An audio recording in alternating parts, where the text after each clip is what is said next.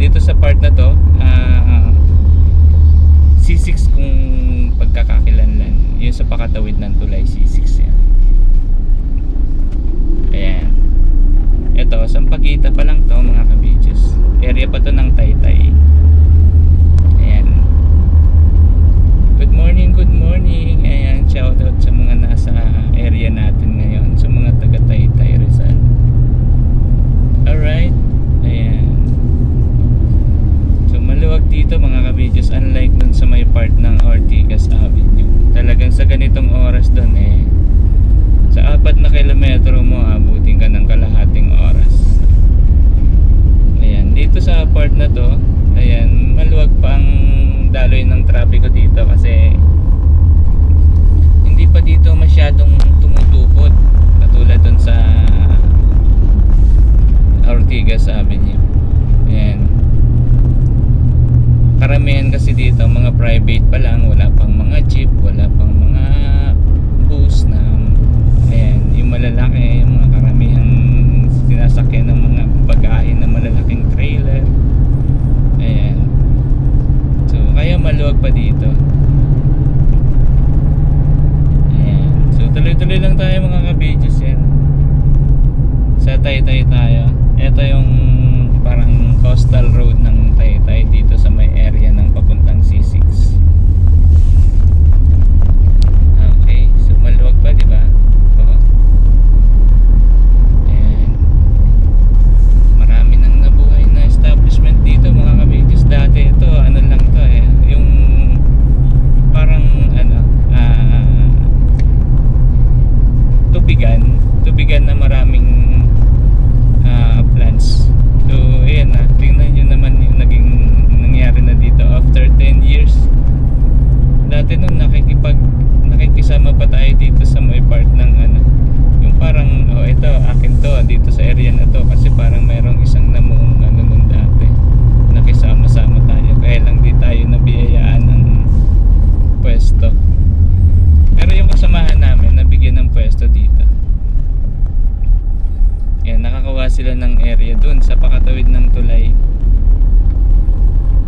Ayan, so tatawid na tayo ng tulay dito. After nyan C6 na.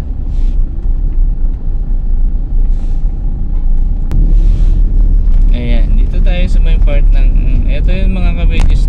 Kung halimbawa sasakay ka ng ferry papuntang Manila, dyan sa kanan yan, Pinagbuhatan Ferry Station. Ayan, ito yung tulay mga kabidjos.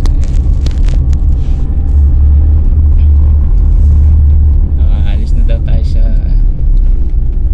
Rizal. So ito C6 na to mga kabidjos, itong kabila na to.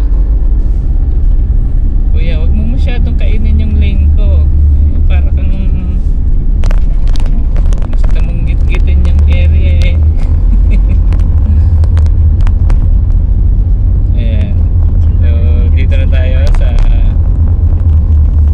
kakanan tayo pala dito sa kabila para mas mabilis tayo makarating sa Makati. Dito na tayo sa ayan, U-turn tayo dito, tabi rin ilalim ng tulay.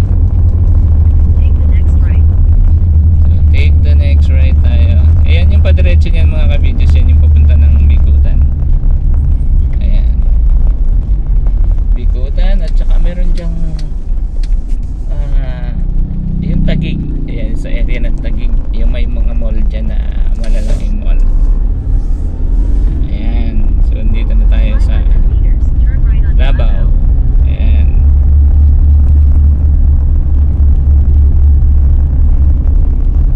dito mga kabidjos, pagka dadaan ka dito, medyo maliit yung kalsada dito. Kumbaga ito ay mga improvised road lang na ginawa para maging lusot-lusutan yung mga daan. Ayan, so ayan, marami pang mga tumatakbong mga bata-bata. Yan yung mga delikado sa atin mga kabidjos. Pagka ganyan na pailalim yan sa sasakyan mo, ay automatic kasalanan mo. Ayun, ito, tumalon sa sasakyan, kasalanan ko pa rin. Okay, so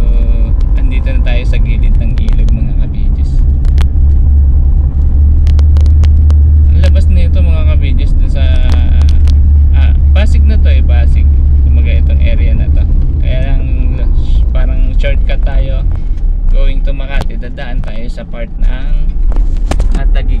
Ayan. So medyo natutumba yung ating camera. Wala, hindi nakapix yung ano natin kasi nilagyan ko ng cover yung dashboard ko at para hindi mainit. Ayan.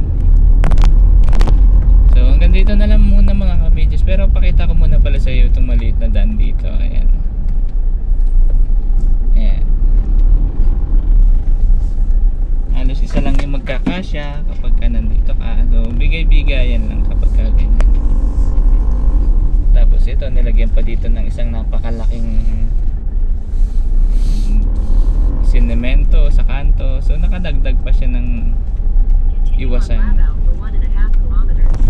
Ayan. So hanggang dito lang mga ka-videos. Medyo maliit na yung daan dito. So tutukod na tayo dito. Ayan. Bye bye.